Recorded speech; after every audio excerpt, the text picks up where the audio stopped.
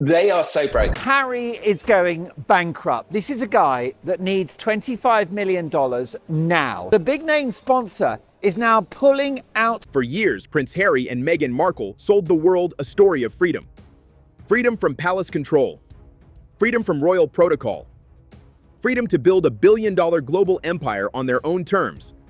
But now, behind the Montecito gates, behind the Netflix cameras, behind the carefully curated Instagram relaunches and luxury lifestyle branding, a far darker reality is beginning to emerge. The prince is in big financial trouble. She tells me that he made money from the book Spare and the Netflix deal, but the cash is running out, and it's running out fast, and his long-term future is bleak. One involving collapsing deals, disappearing sponsors, mounting legal costs, public humiliation, and a financial burn rate so extreme that multiple commentators are now openly questioning how long the Sussex operation can survive in its current form.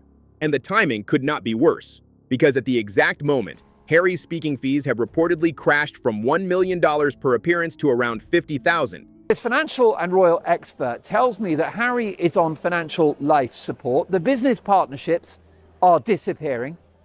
The broadcasting career is non-existent. Don't forget that Spotify, who are the biggest podcast platform in the world, called Harry and Meghan, and I quote, a pair of effing grifters. At the exact moment Spotify has walked away, at the exact moment Hollywood elites who once embraced the couple have quietly vanished.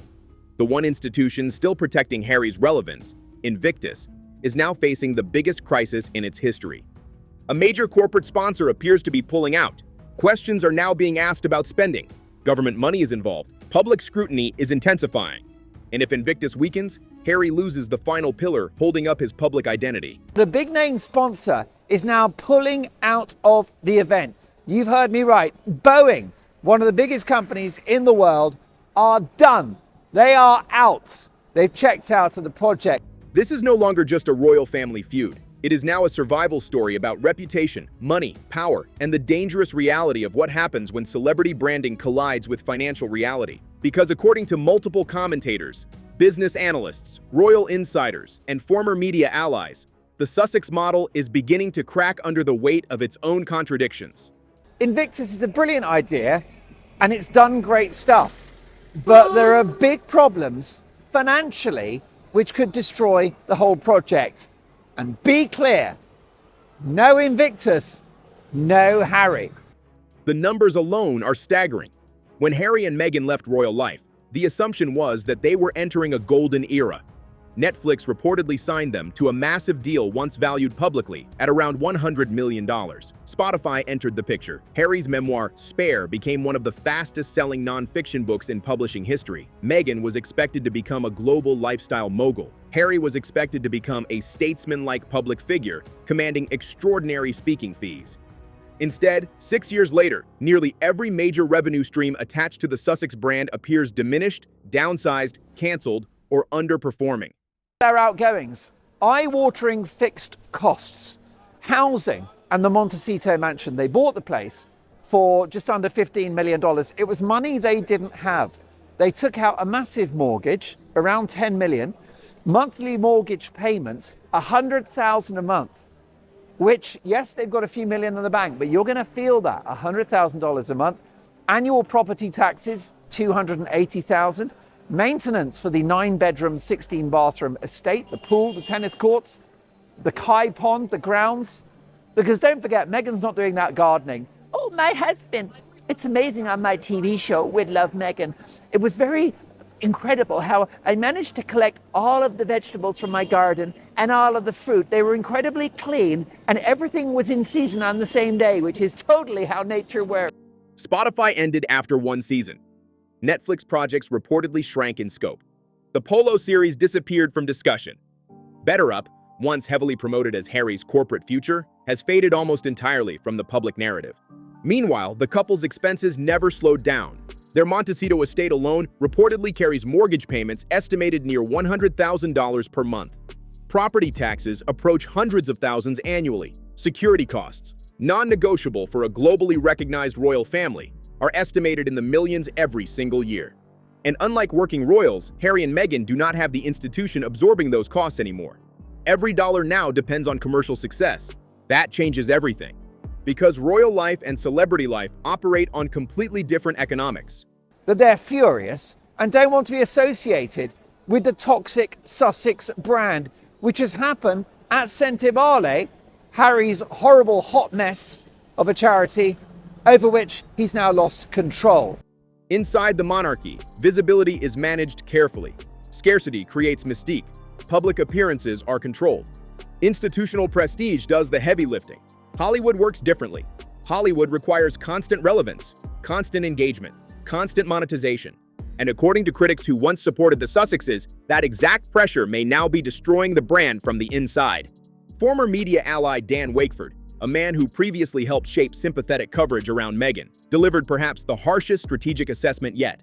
His conclusion was brutal in its simplicity. Harry and Meghan have become overexposed, not mysterious, not aspirational, exhausting.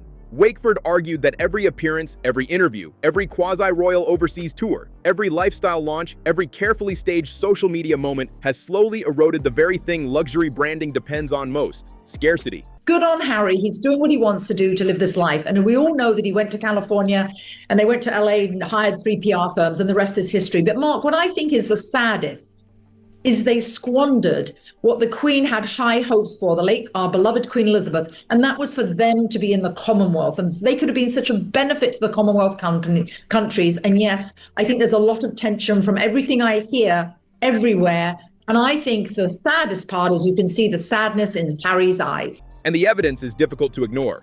At one point, Harry and Meghan were treated like global exclusives. Now they appear everywhere. Podcasts, streaming documentaries, chicken coop videos, lifestyle teasers, jam launches, candle launches, public speeches, political commentary, foreign tours, magazine interviews, paid appearances. The result, according to critics, is that the Sussexes transformed themselves from premium figures into permanent content creators. That may generate attention, but attention is not the same thing as prestige. And prestige is what commands billion-dollar branding power. One of the most damaging examples came during Meghan's latest lifestyle rollout. According to analysts cited in multiple discussions, her product launches appeared to signal weak demand rather than overwhelming consumer excitement. There are also reports now that the planned drama series about polo is not happening, and Harry's rates for public speaking have gone from $1 million per speech to $50,000. Now that sounds like quite a lot of money, 50K. You and I would take that all day long, but Hilary Fordwich tells me this is a pathetic amount of money for the son of the King of the United Kingdom. One wine promotion reportedly required customers to purchase multiple bottles just to complete checkout. To ordinary consumers, that may sound harmless. To branding experts, it raised serious questions. Because luxury brands usually limit supply when demand is strong. They do not force minimum purchase thresholds to move inventory. And this is where the Meghan problem becomes particularly fascinating. Even critics often admit she possesses genuine commercial potential. She has name recognition, fashion influence, beauty appeal, media training, and global visibility most entrepreneurs would kill for. But according to branding commentators, the issue is not visibility, it is positioning. They argue Meghan keeps selling the wrong version of herself. Instead of building a sharp, ambitious, unapologetically elite modern celebrity brand, critics say she keeps trying to market herself as a soft-focused lifestyle guru. Homemade jams, organic cooking, wellness aesthetics, garden imagery. Was considered at its peak to be $60 million. That was after the Spare book, the Netflix deal, and Harry's inheritances. Well, it's our understanding, and I've spoken to a financial expert who knows about the world of accountancy and managing finances, who has said that that figure now is more likely to be $35 million. Despite years of reports portraying her as intensely driven, highly strategic, and fiercely ambitious behind the scenes. And that disconnect may now be costing millions. Because audiences can sense when branding feels manufactured. The Kardashian empire works because the image and the reality align. The business ambition is the brand. The fame is the product. But in Meghan's case, critics argue the public sees two competing personas simultaneously. The Earth Mother humanitarian image on camera and the reports of ruthless internal management, staff turnover, and aggressive brand maneuvering behind it. That contradiction has become impossible to ignore, especially because staff turnover surrounding the Sussex operation has become one of the most persistent storylines of the past several years. Commentators repeatedly point to the extraordinary number of aides, communication staff, PR advisors, and executives who have either resigned, disappeared quietly, or been replaced. And unlike gossip headlines, turnover leaves a measurable pattern. So Harry needed a public relations makeover, and Invictus has been one of the rare good news stories for Harry, but it looks like it's going sour. One business analyst cited a retention figure around 3.7%, catastrophic by corporate standards if accurate. That matters because staff behavior often reveals truths executives try to hide. Happy organizations usually keep talent. Dysfunctional organizations burn through it, and this issue became even more explosive when older allegations surrounding Meghan's workplace conduct returned to public discussion. Jason Knopf's internal email, documenting concerns about staff treatment while serving as communications secretary, transformed vague rumors into something more serious, a documented institutional record. Suddenly, this was no longer just tabloid gossip. There were names, documents, timelines, specific claims. Then came the visual moments critics could not stop replaying. Tense interactions during tours, icy glances caught on camera, awkward public exchanges with aides, and increasingly visible friction during high-pressure appearances. Individually, each incident might mean nothing. Together, they created a narrative, and narratives are everything in celebrity culture. No major new corporate sponsors are part of Archwell either. The corporate world cannot stand Harry and Meghan. We know that from Sente Barley, the charity that Harry co-founded in the memory of his mother Diana, because it was Dr. Sophie Chandalkar who revealed that they were struggling to get sponsorship and to get corporate support because Harry and Meghan were so toxic as a brand. In particular, it was Audi. But even these controversies pale beside the real danger now emerging around Invictus, because Invictus was always different. Unlike Spotify, Netflix, or celebrity branding, Invictus gave Harry moral legitimacy. It connected him to military service, wounded veterans, rehabilitation, and purpose beyond fame. Even many critics of Harry still respected Invictus. That is why the latest developments are so potentially devastating. Reports now suggest major sponsors may be distancing themselves from the project ahead of the Birmingham Games. Boeing, one of the world's largest corporations, is reportedly not continuing involvement after previously supporting Invictus initiatives. And whether officially connected to Sussex controversies or not, the symbolism is disastrous. Corporate sponsors do not leave successful, stable, low-risk philanthropic brands without reason, especially not companies with enormous resources. At the same time, scrutiny surrounding Invictus finances has intensified dramatically. The only positive in Harry's life is Invictus, and yet it now faces the biggest crisis in its history. And be clear, a crisis for Invictus is a crisis for Harry. Questions are now being raised about operational spending, government support, sponsorship gaps, executive salaries, travel costs, and the extraordinary expense per participant compared to similar veterans programs elsewhere. One analysis compared the costs of Invictus to other military rehabilitation competitions and found shocking disparities. Critics began asking uncomfortable questions. How much money is actually reaching veterans versus supporting the spectacle surrounding the event itself? And this is where Harry's problem becomes existential. Because if Invictus begins attracting sustained controversy, Harry loses the one project that still grants him universal goodwill. Without Invictus, what remains? The royal family relationship is fractured. The Hollywood elite have cooled. Spotify is gone. The speaking market weakened. Public approval collapsed. And according to YouGov polling frequently cited by commentators, the contrast with the monarchy itself has become brutally clear. While support for Harry reportedly hovers around 30% in Britain, support for the monarchy as an institution remains dramatically higher. William and Catherine continue polling strongly. King Charles, despite illness and political pressures, maintains institutional authority. And I know people who know people who know people, and they all say the same thing. It's, you know, something's true just when you hear, even if it's second or third hand, ubiquitous feedback. And it's the same thing. She's viewed as a landmine. Nobody knows when she's going to go off. If you bump into her, she's going to go off when. And that, I heard, not those exact words, but I heard about, like it's just literal words like, it's too high risk. I think the word probably I heard the most was risk. It's just too high risk. People don't know what she's going to do, how she's going to use them, and then get dumped. That reality completely destroys the original Sussex narrative. Because the original gamble was simple: leave the monarchy, monetize global popularity independently, and eventually eclipse the institution itself through modern celebrity power. Instead, 6 years later, the institution remains stable, while the alternative model appears increasingly unstable. And perhaps the most dangerous part of all this is the timeline. Critics are no longer speaking in abstract terms about eventual problems. They are now discussing measurable financial runway. Years, not decades. Years until reserve capital potentially becomes a serious issue if major revenue streams are not rebuilt, which explains the increasingly frantic pace of monetization, the constant launches, the endless visibility, the rapid pivots, the overseas appearances, the lifestyle rebrands, the social media relaunches, the need for perpetual attention. Because when a celebrity empire becomes dependent on constant exposure to sustain an ultra-expensive lifestyle, disappearing is no longer an option. It's almost unheard of to buy a house in Montecito and just move into it, right? You buy a house and you do like a $7 million remodeling job, right? To make it all up to date. You don't take the sort of, we've seen the insides of the house. Yeah. It's hideous. It's absolutely hideous. And yet, according to some former allies, disappearing may be the only thing that could still save them. What makes this entire situation even more extraordinary is that Harry and Meghan were not supposed to fail at this. They had advantages no celebrity couple in modern history had ever possessed simultaneously. Royal status, worldwide recognition, elite media sympathy, Silicon Valley connections, Hollywood access, political influence, billionaire neighbors, global publicity, and institutional fame inherited from the most recognizable monarchy on earth.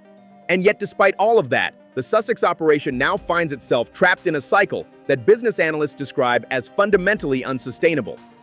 Because the deeper you examine the mechanics behind the brand, the more one brutal reality becomes impossible to ignore. Almost every major move since Megxit appears to have weakened their leverage rather than increased it. Take the Netflix deal. At the beginning, the number itself created shockwaves. Reports of a $100 million agreement instantly positioned Harry and Meghan as entertainment industry royalty. The Queen, talking about Meghan, not Camilla here, the Queen herself has been public proof of this transit. Here's to reigning again. And Queen was even with an uppercase Q. Totally nuts. Now, Hilary Rose in the Times newspaper expressed a lot of the anger that the Sussex Survivors Club are feeling about this, asking the question, really? True suffering? The past 7 years? But giant headline numbers in Hollywood are often misleading. They are usually tied to production output, performance targets, development schedules, renewals, overheads, and back-end structures. And that distinction matters enormously, because what actually determines long-term power in Hollywood is not signing a deal. It is consistently producing content successful enough to justify expanding that deal. That never fully happened. The Oprah interview created massive global attention initially. The Harry and Meghan documentary generated curiosity because audiences wanted palace secrets. Spare sold because it promised unprecedented royal revelations. But after the shock value faded, a dangerous question emerged inside the entertainment industry. What exactly is the Sussex's long-term product? And nobody seemed able to answer consistently. 1 month it was documentaries, then activism, then podcasts, then children's content, then mental health, then wellness, then cooking, then polo, then jam, then luxury lifestyle branding, then political commentary, then social justice campaigns, then personal storytelling. No major new corporate sponsors are part of Archwell either. The corporate world cannot stand Harry and Meghan. We know that from Sente Barley, the charity that Harry co-founded in the memory of his mother Diana, because it was Dr. Sophie Chandalkar who revealed that they were struggling to get sponsorship and to get corporate support because Harry and Meghan were so toxic as a brand. In particular, it was Audi. The brand never stabilized into one clear commercial identity. That creates a fatal problem in elite media economics because audiences only invest deeply in brands they understand instantly. The Obamas built political prestige. The Kardashians built reality entertainment. Gwyneth Paltrow built aspirational wellness. Reese Witherspoon built female-led production. Harry and Meghan built confusion. Even people sympathetic to them began quietly admitting this behind the scenes. And nowhere was that confusion more obvious than in the collapse of Spotify. Because Spotify did not simply cancel a contract. Executives publicly mocked them afterward. Bill Simmons calling them grifters became one of the most damaging moments of the entire post-royal era because it shattered the illusion that criticism existed only inside British tabloids. This was Silicon Valley criticism, American criticism, industry criticism, And it carried weight because Spotify executives had direct access to the production process itself. That public humiliation changed perceptions in Hollywood overnight. Suddenly, the Sussexes were no longer untouchable prestige figures. They became risky investments. And in high-level entertainment business, risky is deadly. Well, I have always said you can tell the success of the business and you can tell the type of business people run and the quality of the leaders by the people that work for them and their retention rate. You can always tell everything. Like if I go to a business and the receptionist is warm and lovely and wonderful to me, I know she or he is treated really well. And they've been there for 10 years. Yeah, exactly. What's the retention and how do they treat you? Because that's how they're treated, right? Studios do not want constant controversy surrounding productions. Sponsors do not want activist backlash. Corporate boards do not want public relations unpredictability. Executives especially do not want expensive talent associated with endless drama unless the numbers justify it financially. That is why the sponsor issues surrounding Centabale and Invictus are so dangerous. Because corporate withdrawal sends a message far louder than tabloid headlines ever could. Companies make decisions based on risk analysis. If sponsors quietly reduce involvement, refuse renewals, or avoid deeper partnerships, it signals concern about brand toxicity, reputational instability, or weak return on investment. And according to reports discussed across multiple broadcasts, that exact pattern now appears to be emerging. The Audi example became particularly revealing. Reports claimed the company ended involvement after sponsorship expectations escalated dramatically. Whether every detail is accurate or not, the broader perception damage was already done. The narrative forming around the Sussexes was no longer one of humanitarian glamour. It became one of expensive demands attached to diminishing influence. No, what if she'd actually talked to us about how she keeps that figure and what she does at her age to look that good? That would be really authentic. I'd be interested. I think most people will be interested. Doesn't everybody want to look young and slim and attractive? So she actually has something, but she's either dreadfully badly advised and or she has no clue about the business world, branding and or marketing. That perception is lethal in elite circles, especially in Montecito. Because Montecito operates on invisible status hierarchies most outsiders never see. Wealth there is not merely about money. It is about signaling permanence, exclusivity, and quiet dominance. And according to multiple commentators familiar with the area, Harry and Meghan increasingly project something very different: financial strain, hidden beneath luxury aesthetics. The house itself became symbolic of that. Critics repeatedly noted that unlike neighboring billionaires who buy estates and immediately pour millions into renovations, the Sussex mansion reportedly remained largely unchanged from its previous owner's style. That might sound superficial. In Montecito culture, it is not. There, renovations are status signals. They announce that someone possesses not only enough money to buy into the neighborhood, but enough liquidity to completely reshape the property afterward. Failure to do that becomes visible immediately among ultra-wealthy circles. And this is where the financial pressure starts colliding with psychology, because maintaining elite status is incredibly expensive once you leave institutional protection behind. Security teams, legal teams, PR retainers, staff salaries, private education, luxury travel, management agencies, production costs, taxes, mortgages. The only positive in Harry's life is Invictus, and yet it now faces the biggest crisis in its history. And be clear, a crisis for Invictus is a crisis for Harry. All while simultaneously trying to sustain the image of limitless success. That image maintenance alone becomes a full-time business operation, and the legal battles only intensified the pressure further. Harry's lawsuits created another extraordinary contradiction in the Sussex narrative. On one hand, the couple positioned themselves as victims of invasive media culture. On the other hand, they continuously generated more publicity through court battles, memoir revelations, interviews, documentaries, and public accusations than almost any royal figures in modern history. The litigation also created a practical problem: discovery. Court proceedings generate documents, emails, messages, internal communications, witness statements, contradictions, timelines, and every new filing extended media scrutiny deeper into the Sussex ecosystem.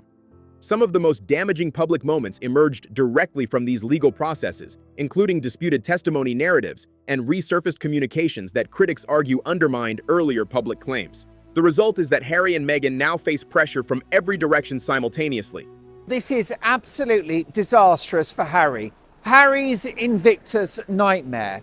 With the Netflix broadcasting contract up in smoke, with Harry's rate for speaking engagements having gone from $1 million per appearance to 50,000, with the horrible fake royal trip to Australia having been a public relations dumpster fire, the only positive in Harry's life is Invictus, and yet it now faces the biggest crisis in its history. And be clear, a crisis for Invictus is a crisis for Harry.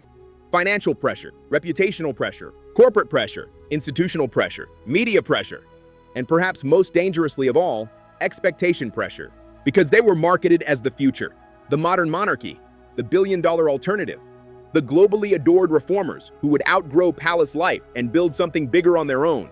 Instead, 6 years later, they are facing questions about shrinking influence, shrinking partnerships, shrinking approval ratings, and shrinking financial flexibility, while the royal institution they left behind continues functioning without them, and that may ultimately be the most devastating outcome of all. And then there is the question nobody inside the Sussex circle seems able to answer anymore. If the royal connection is the only thing that still generates global attention, what happens when audiences finally become exhausted by hearing about the royal family altogether? Because that danger is now becoming very real. Nearly every major commercial success Harry and Meghan have achieved since leaving the monarchy has depended directly on revealing, criticizing, referencing, or monetizing royal access. The Oprah interview exploded because viewers expected palace secrets. The Netflix documentary succeeded because it promised insider conflict. Spare became a publishing phenomenon because Harry described private family arguments, military experiences, William fights, Charles conversations, and intimate royal details the public had never heard before. But there is a limit to that model. A memoir can only be published once. A family betrayal loses shock value after repetition, and audiences eventually begin asking whether there is anything left beyond grievance. That question is becoming increasingly dangerous because the Sussexes now appear trapped between two impossible options. Financially, the couple are a laughingstock in Montecito. Option 1. Stop discussing the royal family entirely.